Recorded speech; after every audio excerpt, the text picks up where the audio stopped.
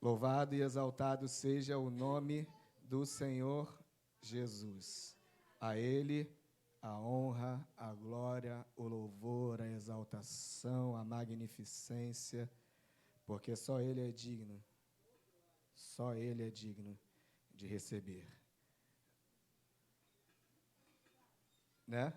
E Ele é tão digno de receber, e só Ele pode receber, que Ele não divide com ninguém. Aquele que tentou, né? Aquele que tentou um pouquinho dessa glória, você já sabe onde está, né? Está onde? Quem tentou usurpar um pouquinho da glória de Deus? Onde ele está? Não, está no inferno não, está aqui perturbando a gente. Está perturbando a gente, está no inferno ainda não, ele está perturbando a gente aqui. A Bíblia diz, né? Não claramente, mas por interpretação, que ele está entre o céu e a terra. Perturbando, né? Tentando, né? Buscando a quem possa tragar, se fingindo de leão, né? Fazendo como se fosse o leão, né? O que a Bíblia diz? Que ele brama como o leão, né? Como se fosse o leão, buscando a quem possa tragar.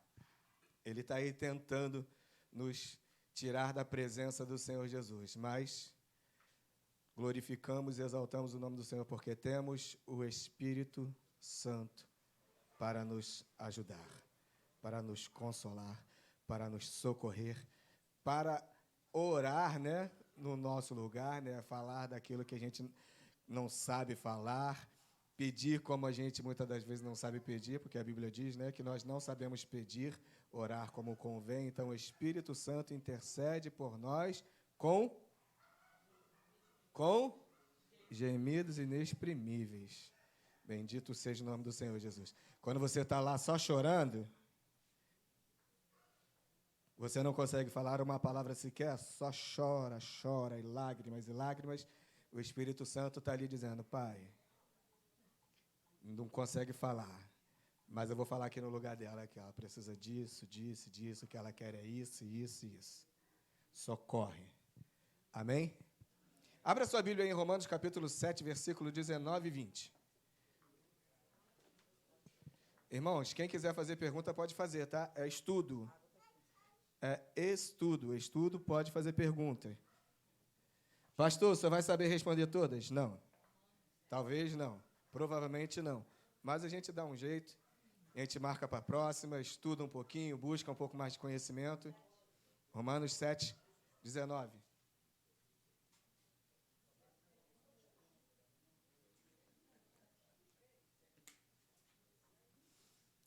Enquanto vocês estão procurando aí, deixa eu fazer a pergunta.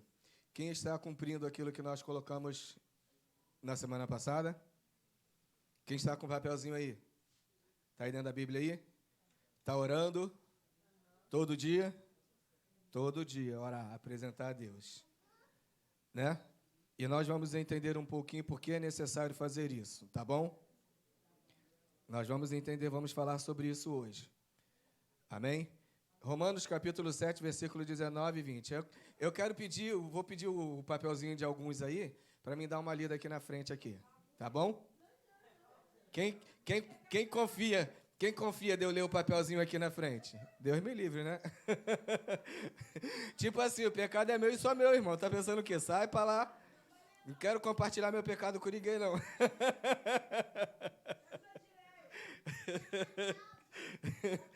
Calma, gente, tem gente aí que tá com um rolo, né? Parece até uma Bíblia, né?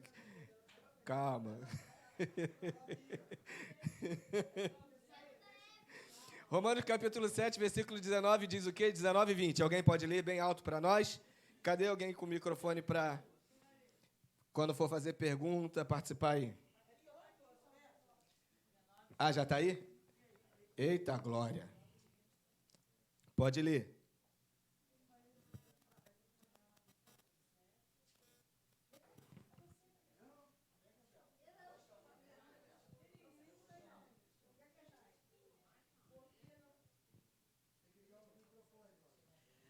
Porque não faço o bem que quero, mas o mal que não quero, esse faço.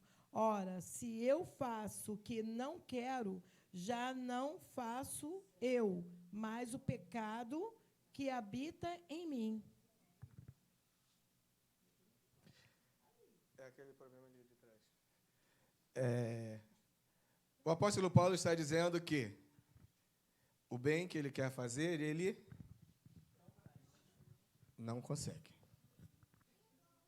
E o mal que a gente não quer fazer, esse a gente faz, né? E tem versões que diz que faço todo dia, toda hora, todo instante, todo momento, estou lá fazendo. Eu não quero, mas eu faço. O que o apóstolo Paulo quer dizer com isso? Dessa luta que a gente tem falado aqui, contra o pecado.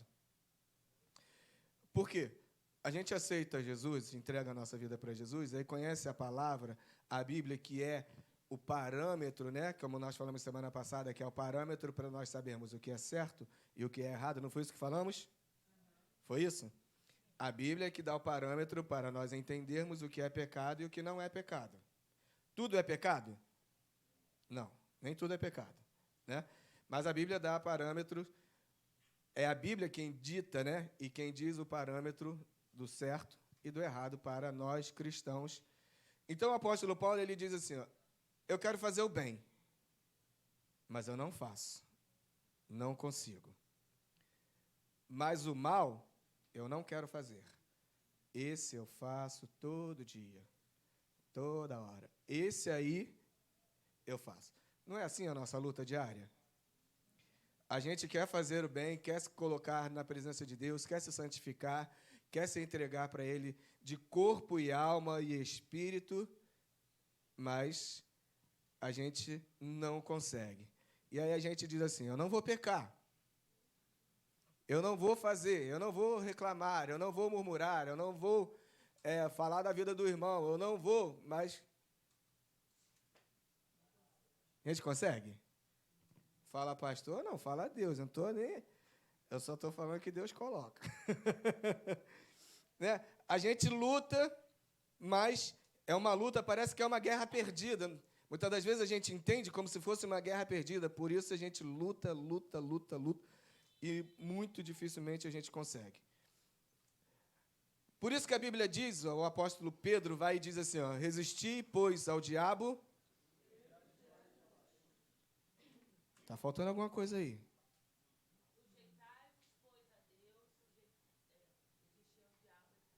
Sujeitai-vos, pois, a Deus e resistir ao diabo. Não, mas está faltando alguma coisa ainda. Resistir ao diabo na fé.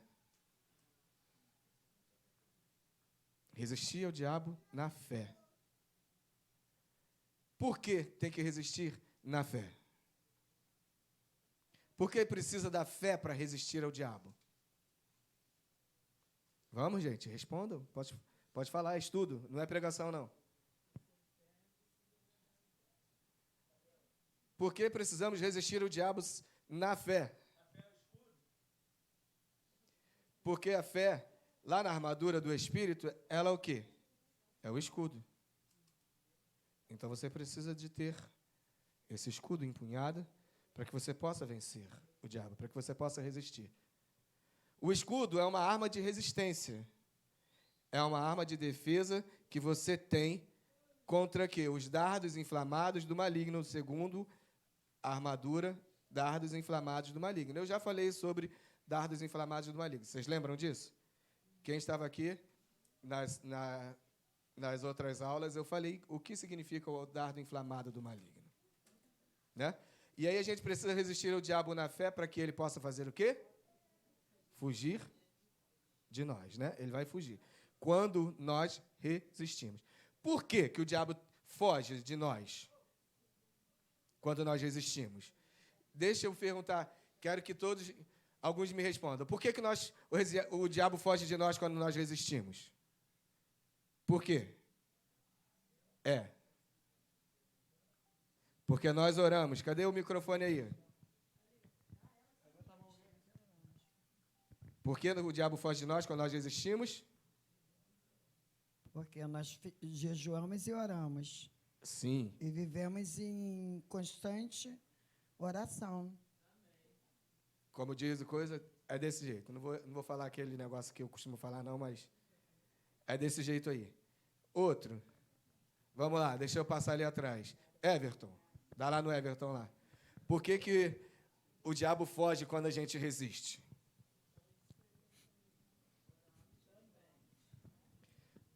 Por que o diabo foge quando a gente resiste?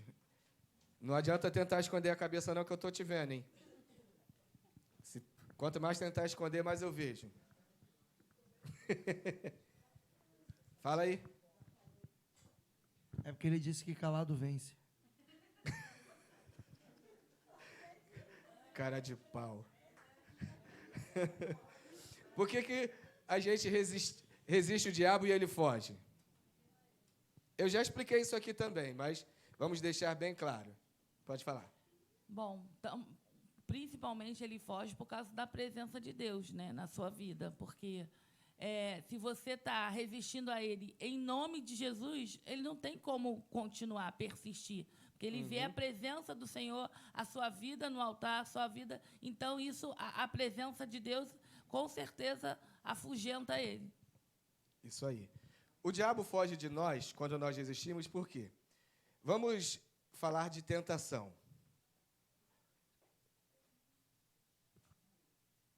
Eu tenho mania, tenho aquele chamado mão leve.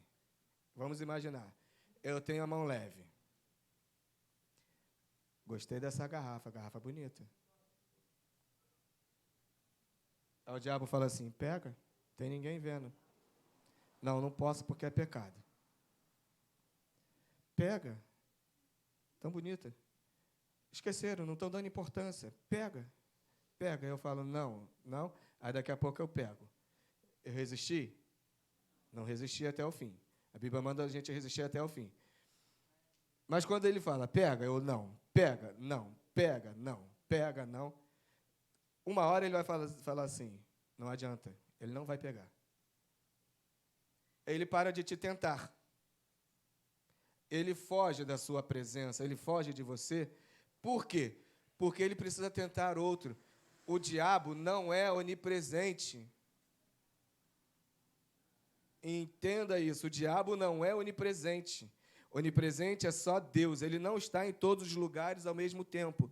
Então, embora ele possa se movimentar muito rápido, porque ele é um anjo, ao instante que ele parou de me tentar, que ele já tenta outro lado do mundo, no Japão, na Coreia, né? Mas ele não pode perder tanto tempo comigo, porque ele precisa tentar outro. Vai dizer assim, esse aí não cai, não. Deixa eu partir para outro. Vou para cima do Paulinho.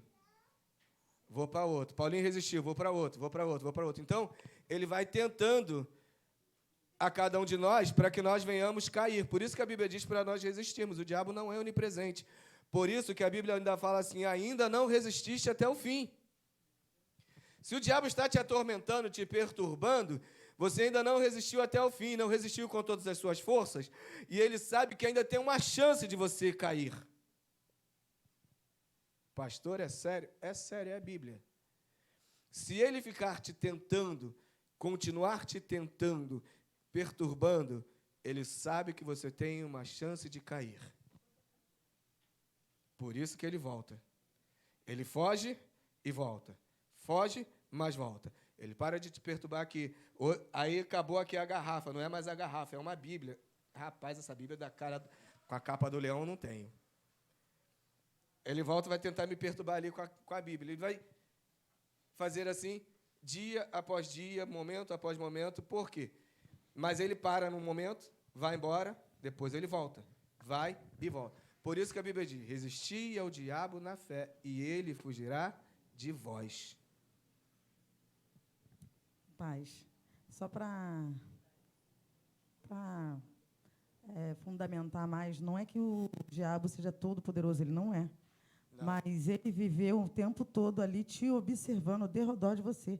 Ele sabe as práticas que você faz, quando você cai, de vez em quando, com o que acontece que você cede. Então, ele sabe, porque ele está ali o tempo todo. Ele viveu, os anjos também dele, né, caído, ao tempo todo ali, observando, procurando uma brecha. Então, ele sabe que uma hora, ele conhece cada pessoa por isso, não porque ele é todo-poderoso, porque Deus nos conhece, porque Deus é todo-poderoso e sabe o que a gente vai fazer antes até mesmo da gente fazer. O diabo não. É por observação. Ele observa, observa, observa. Desde que você era pequeno, tem observado o que tem acontecido em diversos momentos da sua vida, com diversos tipos de pessoa, com a sua família, com seus pais. Então, isso tudo, ele tem uma ideia do que você vai fazer quando ele te oferece algo. Ele tem uma ideia. Não, naquela época, quando era pequeno, aconteceu isso, ele tem uma ideia. Então, ele continua ali. Não por ele ser todo-poderoso, porque ele não é todo-poderoso. Lógico que é mais forte que nós, mas não tem todo poder. É mais forte que nós, enquanto nós não estamos embutidos do poder de Deus e da presença do Senhor. Fora disso, se a gente estiver sem essa presença, com certeza, ele toma conta. Ele conhece as nossas fraquezas? Conhece? Conhece. Mas não pela onisciência também. Não é porque ele sabe tudo. É porque ele vive muito antes da gente nascer. Ele existe muito antes de nós nascermos. Então, por observação, ele sabe, né? Como foi dito. Ele não tem todo o poder. Ele não sabe o que você está pensando. Ele pode saber o que você está pensando? Não, ele não sabe o que você está pensando. Mas, dependendo do pensamento, ele deduz. Ele, por dedução, muitas das vezes, ele sabe o que nós estamos pensando por dedução.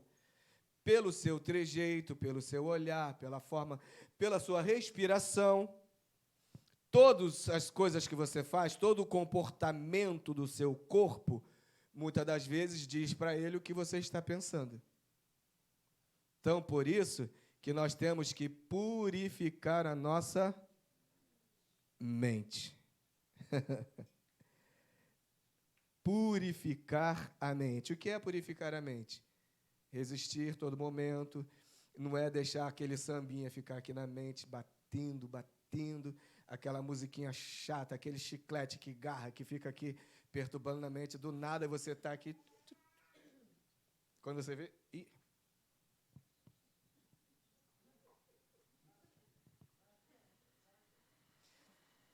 Né?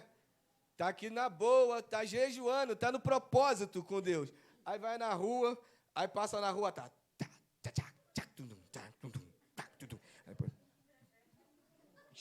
Jesus, perdoa, pai, tô jejum.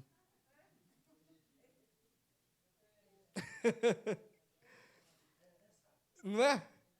A gente tem que vigiar, tem que purificar a nossa mente. Alguém me perguntou assim, já me perguntaram algumas vezes, e aqui também na igreja me perguntaram, mas pastor, o que eu faço então, quando o diabo perturba a minha mente e eu não consigo tirar aquele troço que está agarrado aqui na minha mente, eu faço o quê?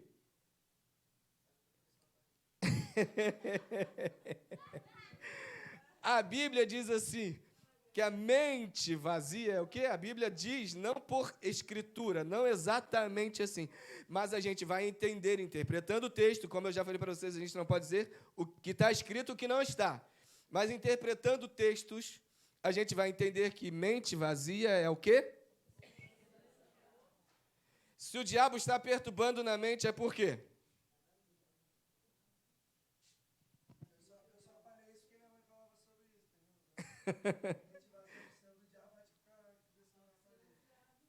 Né?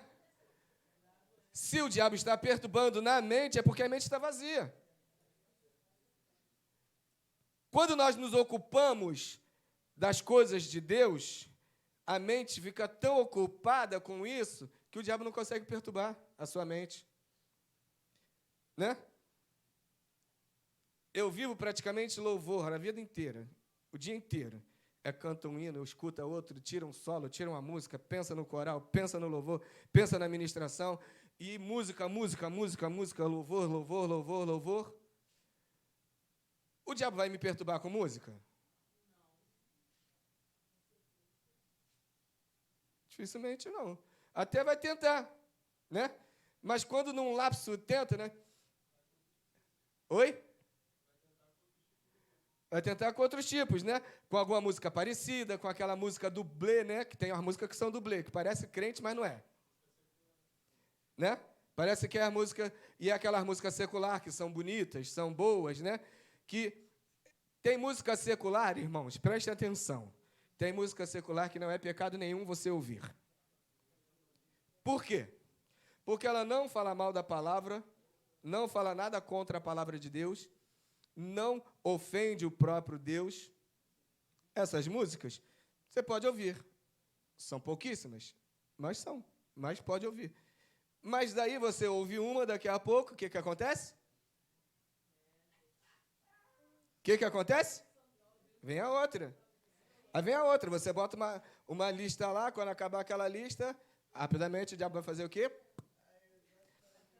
Você bota lá no YouTube com uma lista cristã, evangélica, gospel. Daqui a pouco, você bota no YouTube, né? Aí está fazendo as coisas, a televisão lá rodando a música, o louvor, glória a Deus, aleluia. Daqui a pouco entra lá a porcaria dos caras malucos aí, que agora tem anúncio aí desses cantores sertanejos aí, que toca a música inteira. Que anúncio é esse? Antigamente o anúncio era 10, 15 segundos, 20, 50 segundos. Toca a música inteira do cara. Aí você, quando você dá por conta, o troço está tocando, você vai olhar lá e fala assim, quem trocou isso? Não, ninguém trocou não o anúncio. Porque o diabo quer achar brechas. Então, a gente precisa ocupar a nossa mente. A mente. A mente, ela fala de quê? Qual é a arma que protege a mente? Capacete. Capacete é o quê? Na armadura. Capacete é o quê? A salvação. Você precisa se preocupar com a sua salvação. Eu preciso me preocupar com a minha salvação. Aquilo que a minha mente, que eu estou trabalhando aqui na minha mente, que está na minha mente, me permite ser salvo se Jesus vier neste momento? Ou me condena?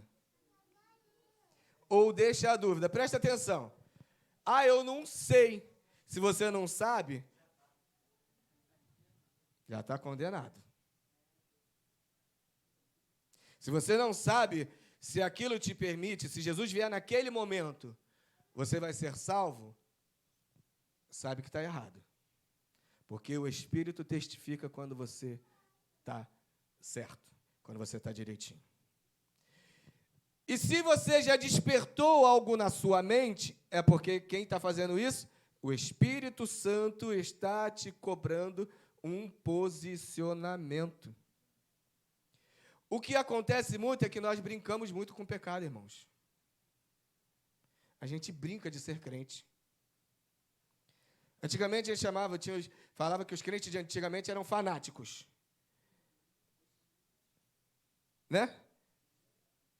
Melhor ser fanático do que ser desleixado, despreocupado, brincalhão, né? Que tem gente que brinca com pecado. Tem gente que brinca. Não podemos vacilar contra o pecado. O bem que eu quero fazer, esse não faço. Mas o mal que eu não quero fazer, eu faço todo instante, toda hora. Enche a sua mente. É aquela luta constante que nós falamos, que o apóstolo Paulo diz em Gálatas. Qual é a luta? Que luta é essa? Carne contra espírito. É uma luta constante, e não é diária, não, é constante, é 24 horas por dia. Pastor, dormindo, a minha carne está lutando contra o meu espírito? Tá. Mesmo dormindo, a sua carne luta contra o espírito. Então, nós precisamos fazer o quê? Santificar. Santificar. Cada dia mais. Foi citado aqui um salmo lindo que eu acho maravilhoso, esse salmo, salmo de número 51. Nós vamos entender, lendo o salmo, que é um salmo de Davi. Salmo 51 é um dos salmos de Davi, um dos salmos mais lindos que a Bíblia tem. Esse salmo, ele fala, Davi está ali conversando com Deus, depois que ele peca lá com Com quem? Vamos ver se vocês estão lendo Bíblia. Com quem? Estão lendo Bíblia. Depois que ele peca com Betseba, depois que ele comete o quê? Adultério. Olha, vamos ver quantos pecados Davi cometeu. Adultério, mais o quê? Assassinato, homicídio, né? Ele trama, olha só, a Bíblia diz que ele maquina, né? Nós vamos entender que ele maquina o mal. Ele comete dois pecados, digamos assim, graves. Se é que nós podemos entender graves, não pelo pecado em si, porque pecado é pecado, mas graves pela consequência. Vamos entender assim, graves pela consequência. Ele adultera, ele se prostitui, e depois disso ele começa a maquinar o mal para esconder o seu pecado, e aí ele comete um homicídio. E pior ainda, ele ainda envolve os outros na história dele. Aí eu leio a Bíblia, e a Bíblia vai me dizer que Davi era um homem segundo o coração de Deus. Como? Começa um conflito na minha mente, no nosso entendimento, como que Davi poderia ser um homem segundo o coração de Deus? Quando a Bíblia fala de coração de Deus, quando a gente ouve essa expressão, coração de Deus, segundo o coração de Deus, o que vocês imaginam? O que vocês imaginam quando a Bíblia diz que ele era segundo o coração de Deus?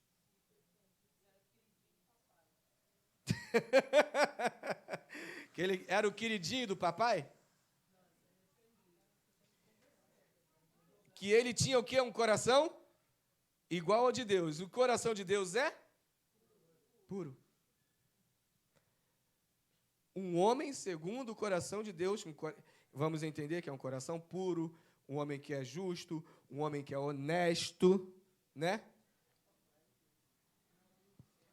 Aí Davi vem e comete essa gafe, né? Comete esse pecado todo e ainda ele vai piorando. Em vez dele se arrepender logo, dele tomar jeito, ele vai tentando dar jeito, tentando encobrir o pecado, tentando arrumar uma forma de consertar e cada vez piora mais. Deixa eu te dizer uma coisa, pecado não se tenta arrumar, se arrepende e se conserta. Não se tenta dar jeitinho no pecado, pecado não tem jeito. O crente, a igreja, muitas das vezes tenta dar jeito no pecado. Errou, né? Caiu, fornicou, né? Mas o que a gente faz? Casa. Engravidou, casa. Esconde o pecado. Não adianta quem não esconde pecado.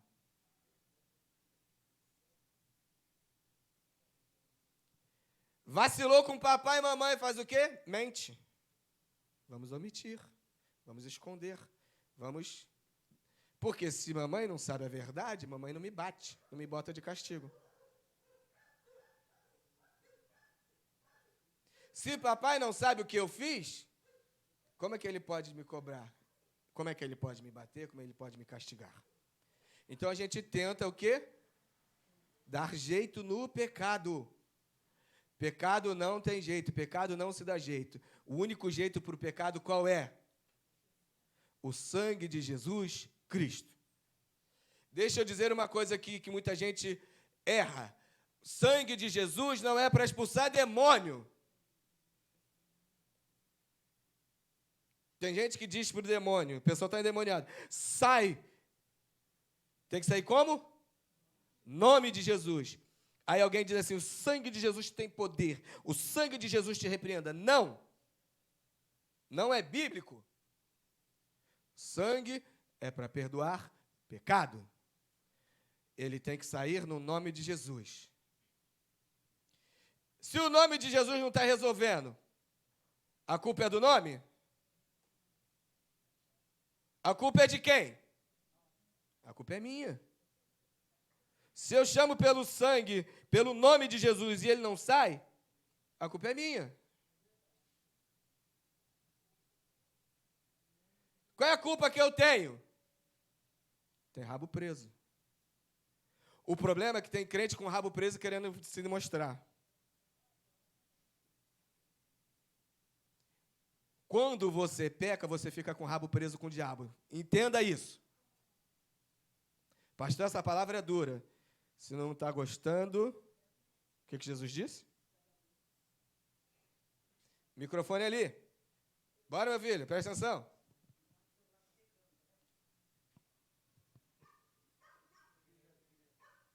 Já dá o microfone ligado. Em relação a expulsar demônio, também existe a parte também assim que a igreja, a grande maioria, geralmente pensa que tudo também é demônio. Sim. Às vezes não é. Às vezes Não. é o cara tá bêbado, o cara tá... Aí fala, não, demônio, aí tá lá, não vai, porque é do cara mesmo, o cara tá bêbado. Às vezes está carente. Às vezes quer atenção. Pode ser doença. E aí, a pessoa acha que é demônio, não é demônio. Como se resolve isso? Como que se resolve isso? Se resolve isso com busca. Se você busca, e Deus tem um chamado na sua vida disso, Ele vai te dar um dom, e você tem que buscar. Quem lida com libertação, com intercessão, quem coisa, tem que buscar a Deus um domzinho chamado assim, ó, discernimento de espírito. Discernimento de espírito, porque a pessoa está ali, ela pode não estar endemoniada, ela pode estar até passando mal. Pode estar doente ali, pode estar tendo um ataque ali, e a pessoa acha que é demônio. Pode estar passando mal. Quando se tem o discernimento de espírito, a pessoa vai saber, não é demônio, vamos levar para o hospital. Traz um remédio. Né?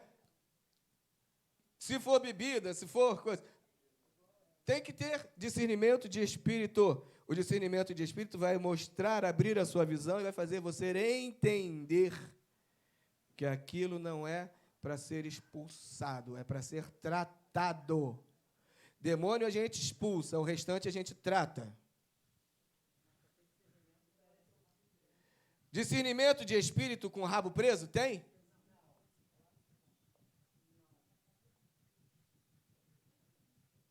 Então, irmãos, nós estamos falando de um assunto que é muito sério. Poderíamos dizer que é o assunto que resume a vida do crente. Resume a vida do crente. Se está pecando, está fora. Se está vacilando, está fora. Nós aceitamos Jesus e nós estamos aqui servindo a Deus, né? Por qual objetivo? Falem para mim, qual o objetivo que você está servindo a Deus? Por qual objetivo que você está servindo a Deus? Qual a bênção que Ele te prometeu, maior bênção que Ele te prometeu? Salvação, vida eterna. Vida não é vida humana, vida física, vida eterna. E quando Ele fala, ele ainda é tão claro que Ele está falando de vida com abundância, vida prazerosa, vida onde você não sofre dor, você não sofre lamentos, você não se entristece, você não chora. É isso que eu quero. Não importa se eu choro aqui, não importa se eu sofro aqui, e eu estou me esforçando para que um dia a minha recompensa chegue e eu não precise mais disso. E o que é que atrapalha a gente de alcançar isso? É o bendito do quê? De quem? Do pecado? Não, é o maldito do pecado, que o pecado é uma maldição. É o maldito do pecado que atrapalha tudo, irmãos. Por isso que eu pedi para você fazer aquela lista, aquela relaçãozinha, anotar, porque, eu vou entrar mais a fundo nisso, mas eu vou falar para vocês algo aqui, para vocês despertarem, que a gente vai entrar mais a fundo. A Bíblia vai dizer que tem pecado que já está perdoado, presta atenção. Tem pecados que já estão perdoados. Amém? A Bíblia vai dizer que tem pecado que nós temos que nos arrepender e nos consertar. E a Bíblia diz que tem pecado que não tem perdão. Estamos falando de pecado. Tem pecado que já está perdoado. Pastor, tem pecado que já está perdoado? Tem. Tem coisa que você faz que já está perdoado. A grande maioria dos pecados, nós temos que nos arrepender, nos consertar, né? Pedir perdão e nos consertar. O que é que tem que fazer? Arrepender, consertar e deixar para trás. Não é isso? Arrepende, confessa e deixa. E tem pecado que não tem perdão. Pastor, tem pecado que não tem perdão? A gente não diz que, e a gente ouve os pregadores dizerem que todos os pecados estão perdoados, todo pecado tem perdão. Tem pecado que não tem perdão.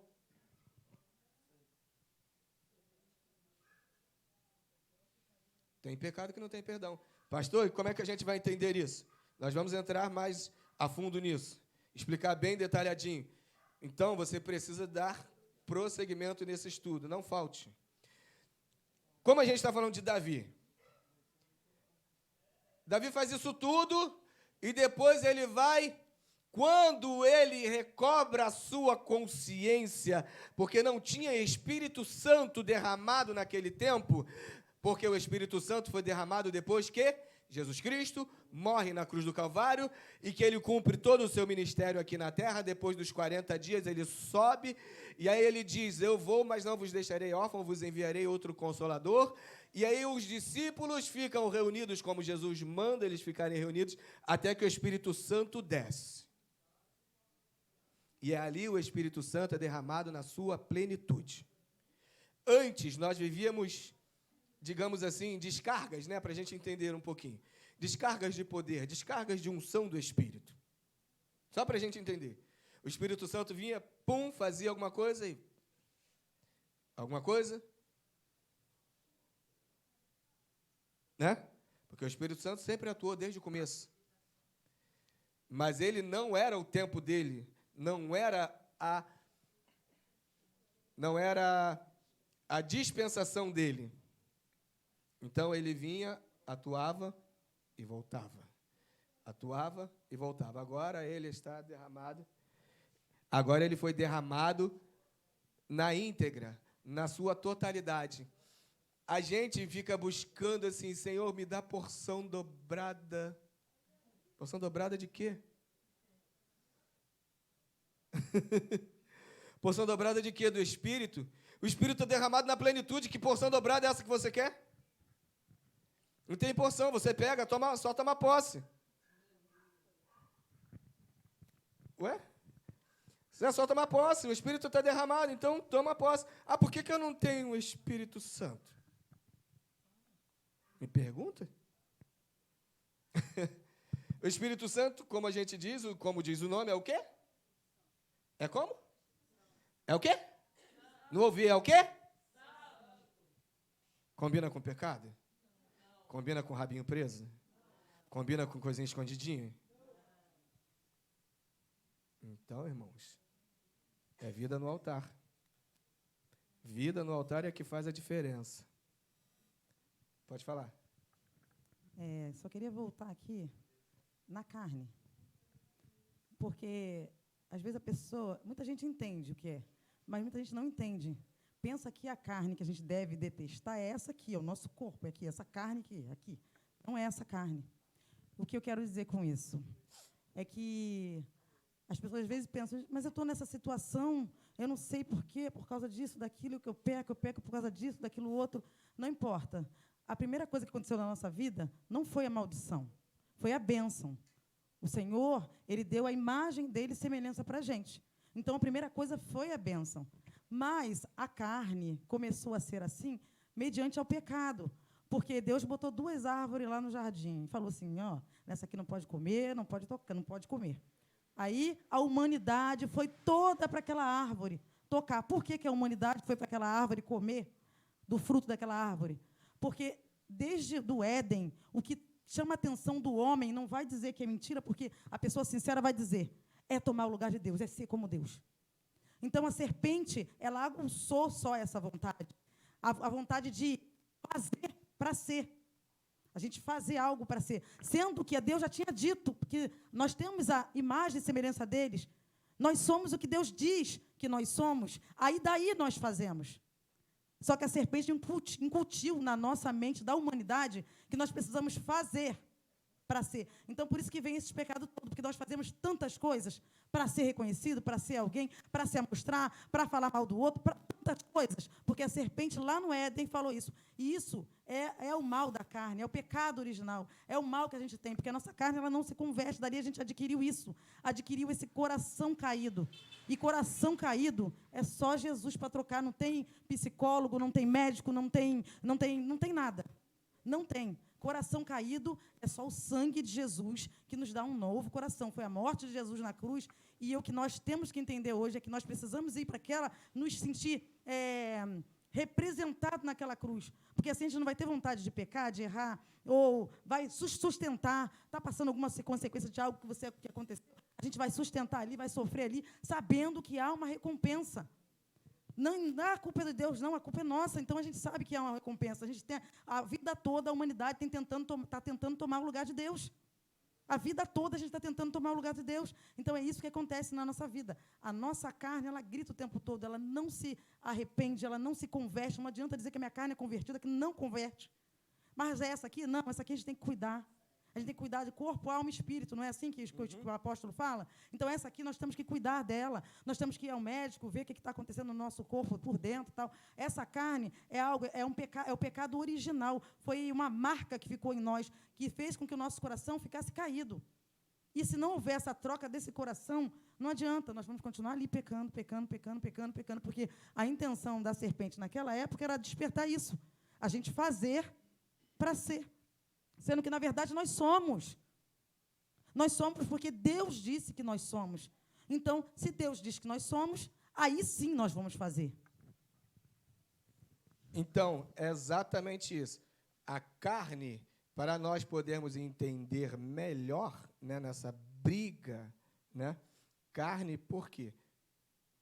Porque a Bíblia diz que é carne. Mas a gente vai entender, poderíamos traduzir como coração, né? Porque é o coração que é aquele bichinho apaixonado, que ele gosta tem coisa que ele gosta e coisa que ele não gosta. Não é isso? Tem coisa que ele quer e coisa que ele não quer. Então, poderíamos traduzir, para nós entendermos, só para entendermos, como coração, porque o coração é quem deseja. E aí, se a gente vai mais a fundo, é a alma que deseja. A alma deseja alguma coisa. E ela deseja o que quem domina tem. Né? Então, a gente fica nessa briga constante. Ah, não vou para a igreja não, porque estou cansado. Quem está dizendo isso? É o coração, que ele quer descansar. Não é a carne, o corpo quer descansar. Então, nós podemos entender exatamente isso. Não é carne para você odiar esse corpo.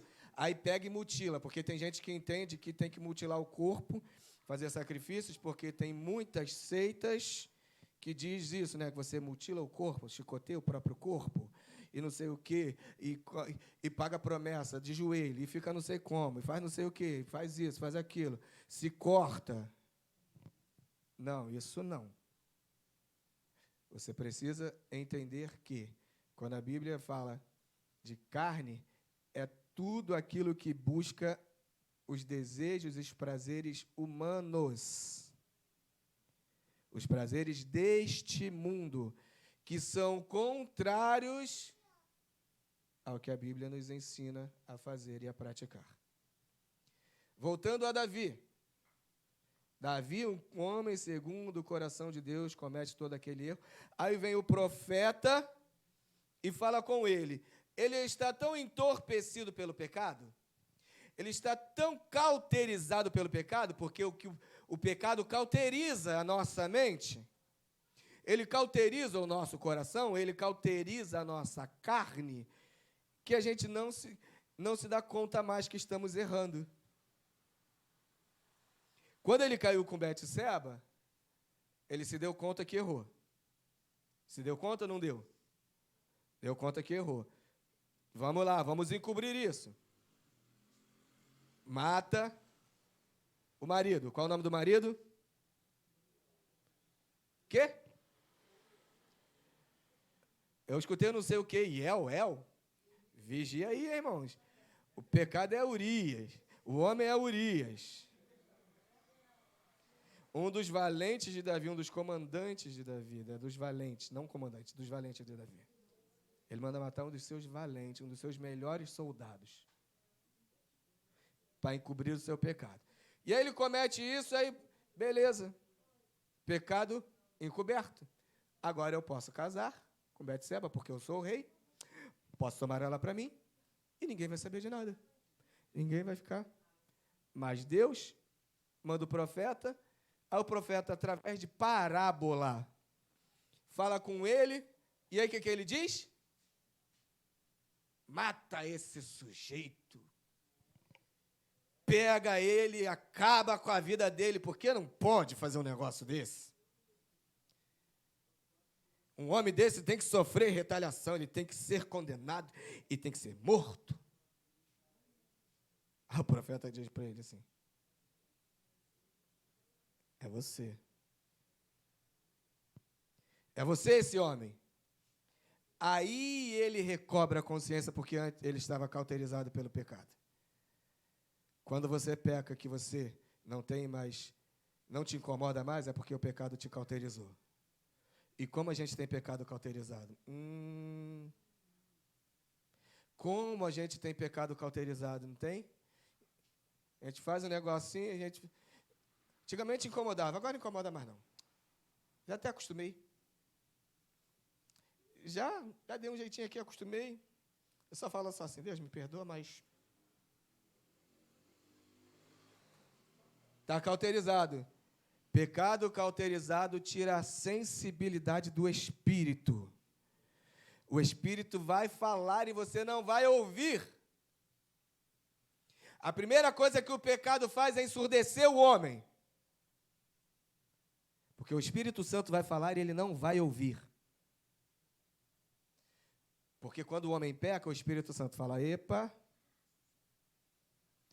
olha isso aí, tá certo? Mas Davi recobra a sua consciência. E aí ele faz todo aquele ritual, tudo aquilo que a gente sabe. Se veste, põe o reino de jejum, e o desfecho da história a gente sabe mais ou menos. Salomão teve pecado? Salomão pecou?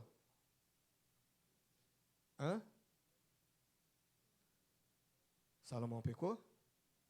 Salomão pecou. E muito. Um homem tão sábio,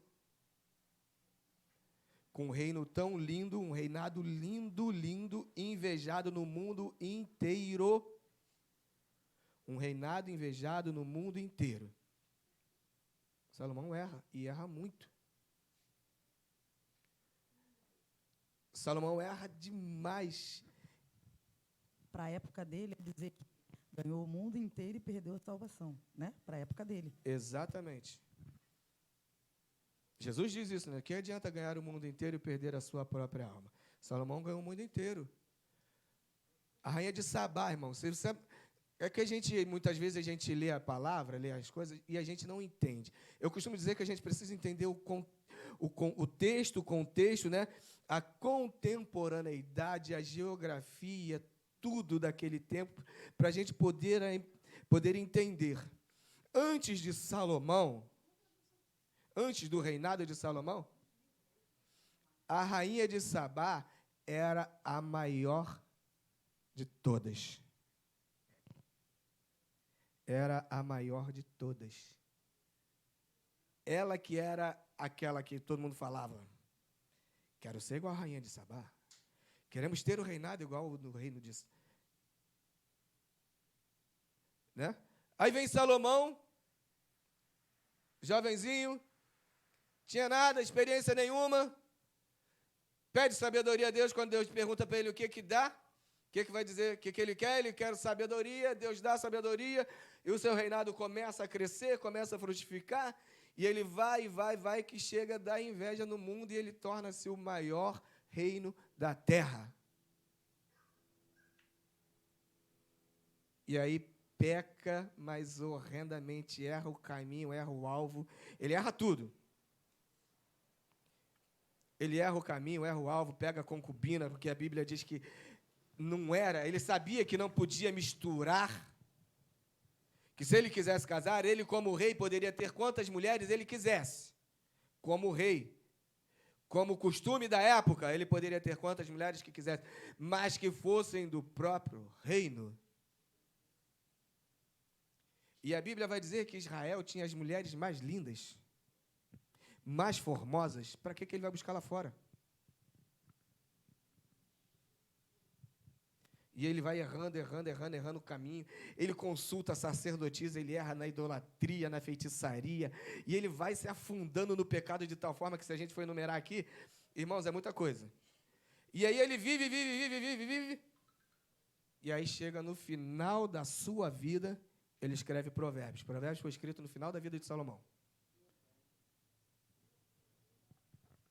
Então, para ficar bem fixado uma lição para nós, ele era jovem, começou no espírito, né? Mas terminou na carne. Porque a Bíblia fala que o mancebo, a gente tem que ter muito cuidado com o mancebo. O mancebo é o jovem. Tem que ter muito cuidado com ele, que às vezes ele começa naquela empolgação, no espírito, como foi o caso de Salomão, e termina na carne.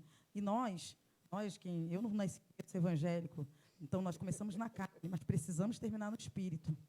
Fica essa lição, que a gente precisa saber que precisamos terminar no espírito. Ainda que começamos na carne, temos uma história muito difícil, uma história até incompreensível para muitos, mas precisamos terminar no espírito, fazer o contrário. Porque a Bíblia não mostra só o que fizeram de bom, o que foi maravilhoso. A Bíblia mostra tudo, mostra o pecado, e assim é com a gente. Mostra nossos pecados, aponta. A gente, lendo a Bíblia, a gente se vê ali. Vê o nosso pecado, vê os nossos erros, nossas transgressões, vê a hora que a gente quer tomar o lugar de Deus, que a gente quer ser diferente de todo mundo, que a gente quer ser melhor que todo mundo, e acaba que, às vezes, o jovem, o mancebo, ele começa no espírito, mas muitos deles se desviam e terminam na carne. A maioria deles, na Bíblia, foi assim que aconteceu. E pode acontecer ainda. Então, que nós possamos terminar no espírito. Ainda que comecemos no espírito, como jovens, na presença do Senhor, que venhamos tomar esse cuidado para que terminemos também no espírito. Salomão, no final da sua vida, ele vai dizer lá em Eclesiastes, no capítulo 12, vaidade de vaidade. Tudo é vaidade. Vaidade é pecado? Vaidade é pecado? Vaidade é pecado? Responda, gente. Quem acha que vaidade é pecado?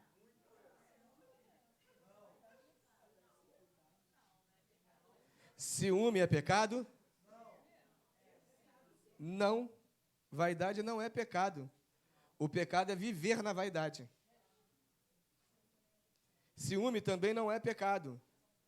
O problema é viver enciumado. E os dois caminham um do lado do outro. Vaidade e ciúme. Tem uma palavra de Deus que fala que Deus tem ciúme de nós. Tem ciúme de nós. Ali, ó. Vaidade de vaidade, diz o pregador, tudo é vaidade. Quando você ler esse versículo, quando você ler, diz o pregador, lá no livro de Eclesiastes, alguns dizem assim, o livro do pregador. Eclesiastes. É Salomão. Tá? É de Salomão. Vaidade é só um substantivo, um sentimento. Por quê? Viver na vaidade que é pecado. Porque a maioria, preste atenção no que eu vou dizer, a maioria dos nossos erros é por causa da vaidade.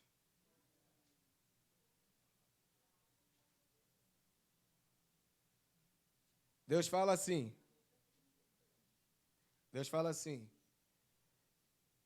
casa com aquele. Ele é feio. Mas é homem de Deus. Não, mas é feio. Casa... Não, eu quero aquele. Olha só que gatinho, que coisa linda. Aquele é bonito. Casa com esse. Não, é pobre. Não tem dinheiro para nada. Já chega a minha vida. A pobreza já basta a minha. Casa com aquele. Não, ele burro. Não tem estudo, não tem uma faculdade, não tem nada.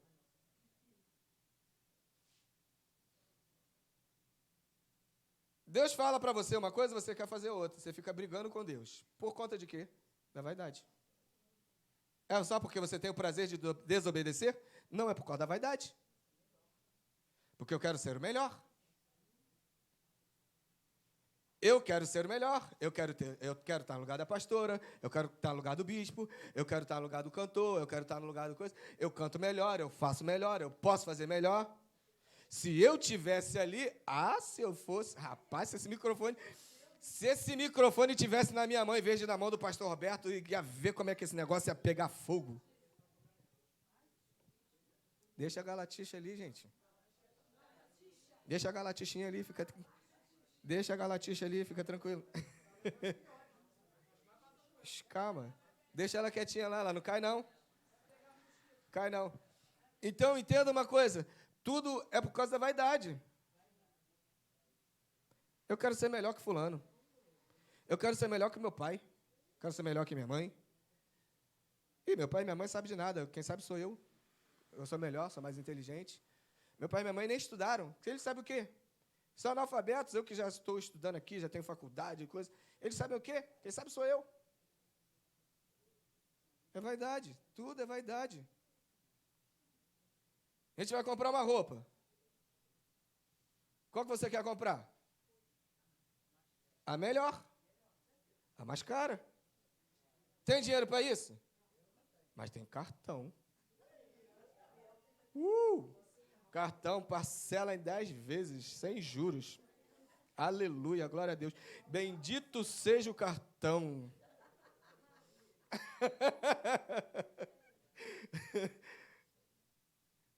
É isso, irmãos. A gente vai fazer alguma coisa, a gente nunca se contenta. É bom não se contentar com o mínimo, sim, mas a gente não precisa querer o máximo naquele momento. A gente vai lutando e vai conquistando. A gente vai lutando, conquistando. A vida é passo a passo. Eu dou um passo hoje, outro passo amanhã, outro passo amanhã, outro passo amanhã, né? A pessoa quer sair da comunidade, parar de morar na comunidade, comprar uma casa lá fora. Já economizou quantos reais por dia? Nenhum. Por mês? Nenhum. Por ano? Nenhum. Não aguento mais essa vida de pobre. Trabalha e não guarda 1 centavo. Não faz uma economia. Não pensa no dia de amanhã. Ele está vivendo o que a Bíblia diz, né? Basta cada dia o seu mal. Amanhã, o pão de amanhã Deus proverá. Eita glória! E leva isso ao pé da letra. Como seres humanos, a gente tem que pensar no dia de amanhã. A gente não tem que viver em função do dia de amanhã. O que a Bíblia quer dizer é que muitas vezes a gente vive em função do dia de amanhã. Amanhã eu tenho conta para pagar. Eu tenho realmente conta para pagar. Tem coisas vencendo amanhã e tem coisas que já estão vencidas. Fica tranquilo. E eu não posso viver em função disso. Ai, meu Deus do céu, vai vencer a prestação amanhã. Jesus aí passa mal, coisa, não sei o quê. Aí dá crise de ansiedade e não sei o quê, não sei o que lá, passa mal. Não vem para a igreja porque passou mal, porque deu crise, porque não sei o quê. Quando viu a hora, Jesus, 11 horas, perdi o culto da manhã. Perdi isso tudo. Essa maldita dessa conta.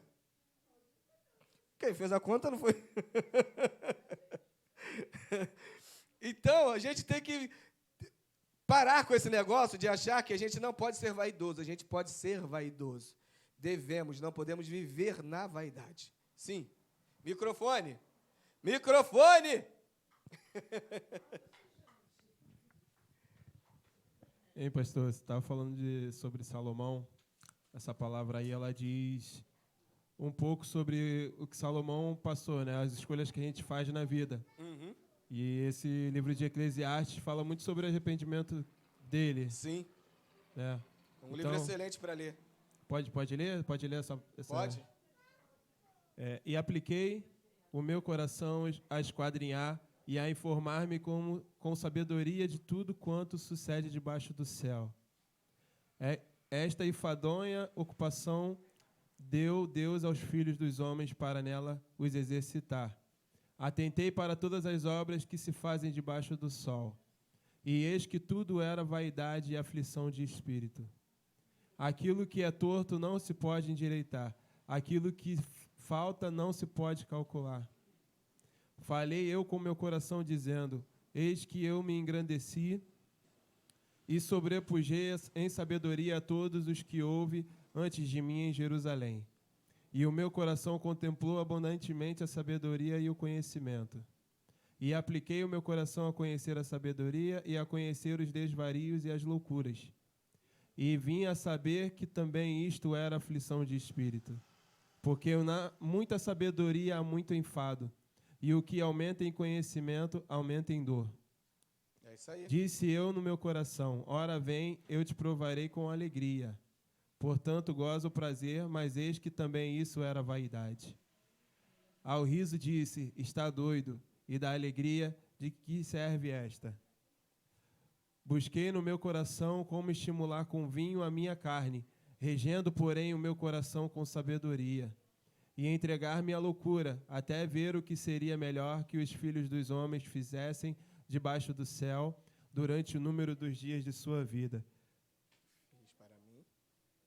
Fiz para mim obras magníficas, edifiquei para mim casas, plantei para mim vias. Enfim. Ele vai detalhando ali a coisa todos os pecados dele. Que ele vai falando, ele vai vendo, ele analisa e vê onde ele errou. Mas só que se a gente for analisar e acompanhar a escritura, o que ele poderia fazer mais? Como ele poderia mudar isso na vida dele? Ele já estava velho. Já estava para morrer. Como a gente diz, já estava pela hora da morte. Adianta isso agora? Adianta tudo isso que ele descobriu? E então ele deixa claro para a gente, ele escreve e deixa anotado para a gente, para que a gente não erre.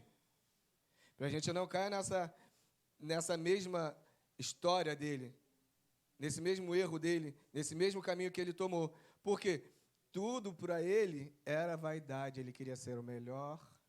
Ele foi o melhor a princípio porque Deus lhe deu sabedoria, não porque ele quisesse, mas porque ele alcançou realmente a sabedoria de Deus. E aí ele vai vivendo a sua vida querendo sempre ser o melhor.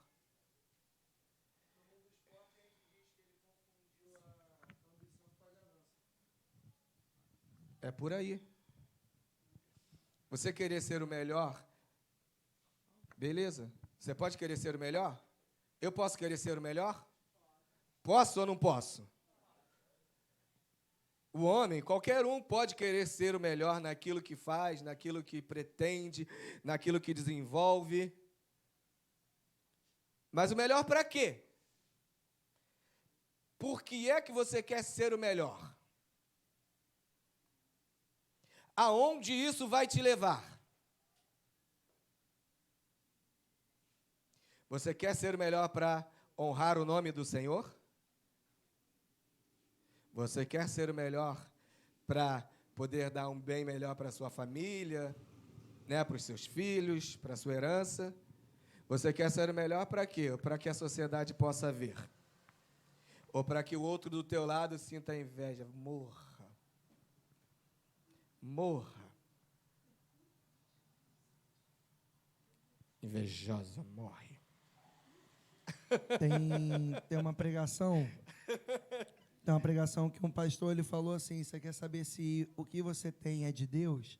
Ele fala que tudo aquilo que você tiver e puder frutificar para as outras pessoas, aquilo é de Deus. Mas tudo aquilo que você conquistar que só beneficia somente você, aquilo é somente teu, é para você. É para você. Mas quando você quer algo de Deus, você tem que saber que aquilo vai frutificar para você e para as outras pessoas também. Querer ser o melhor? Beleza. Mas para quê? Para ajudar o próximo? Para poder ajudar os irmãos? Coisa? Mas não adianta dizer que quer ser o melhor para coisa se o coração não está realmente voltado nisso, que ele sabe. Ele sabe. Tem gente que diz assim: se eu fosse rico, se eu ganho uma herança e ajudar a Fernanda, comprar logo uma casa para a Fernanda. Ela dá uma casa para ela, uma colégio, bancar o colégio, a faculdade das meninas até a vida toda. Né? Aí Deus sabe assim e fala assim: hipócrita. Acho que eu não conheço o seu coração. Acho que eu não sei as suas intenções. A Bíblia diz que Ele sabe tudo. Todas as nossas intenções. Eu conheço gente rica que sabe ser rica. E conheço gente pobre que pensa ser rica. Eu conheço gente rica, irmão. Conheço gente rica. Muito. Tem muito dinheiro. Sai de casa com 30 mil reais no bolso. No bolso. Já vi. Eu vi. E vai e volta. Tem muito. Sai de casa com 30 mil reais no bolso, vai. Resolve as coisas que tem que fazer, volta. Mas sabe ter dinheiro. Sabe ser rico. Ajuda muita gente, faz muita coisa. É bênção. O dinheiro é bênção na vida dele, mas tem gente que o dinheiro é maldição. Se tiver dinheiro, vai para o inferno. Aí Deus fala assim, vou te dar não, porque você vai para o inferno, filhinho. E é isso aí. Porque a gente muito quer por vaidade. Então, o pecado, ele cega o nosso entendimento. A Bíblia diz que o pecado cega o nosso entendimento, tampa os nossos ouvidos para não ouvirmos a correção. Porque quando a gente ouve correção, que a gente retruca, que a gente reclama, que a gente contesta, é porque o nosso ouvido está tapado. A nossa carne está cauterizada com o pecado. E tudo é perseguição, mania de perseguição. Tem gente que vive perseguido. Rapaz, parece Paulo, né? Perseguido. Agora eu sou perseguido. Era o perseguidor, agora eu sou perseguido. Antes, a pastora está me perseguindo. A Sara não gosta de mim, não. Vive me perseguindo. Vive me perseguindo. Quem? A Fernanda? Rapaz, Fernanda não presta, não. Fernanda, não é aquilo que você pensa, não. É uma perseguição, rapaz. É uma perseguição, vive me perseguindo. Olha, quem me persegue? Fernanda, a Sara, a Celina, a pastora Edileia, o Anderson. Todo mundo me persegue. Aquela igreja ali, eu sou o alvo. Parece até... Tá bom. Eu aceito que você seja perseguido. Entendo. Vamos ficar de pé, irmãos? O que é que nós chegamos à conclusão hoje, com essa parte do estudo?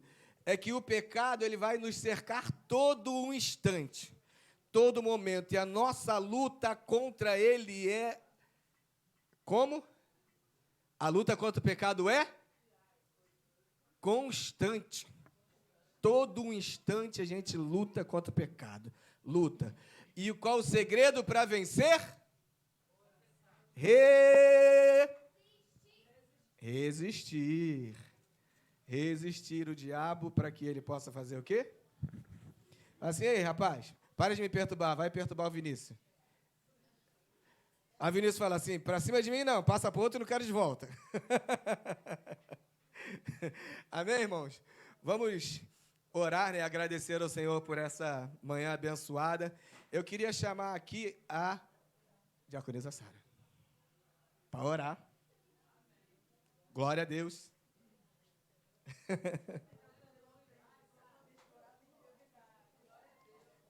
O pessoal está falando que quem vem orar tem que revelar o pecado que botou no papelzinho, hein? Brincadeira. A paz do Senhor Jesus, Amém. igreja.